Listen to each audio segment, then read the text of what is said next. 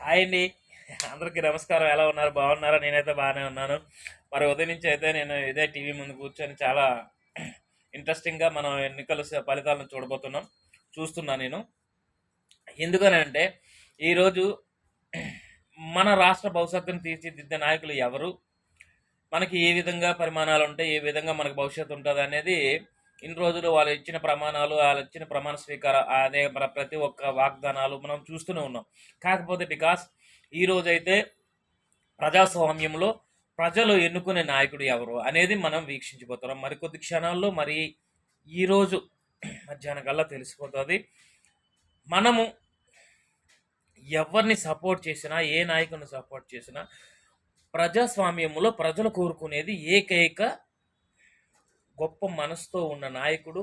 ప్రతి ఒక్కరు గూడా ఏ పరిపాలన వచ్చినా సరే, మన రాష్ట్ర భవిష్యత్తు బావుండాలనే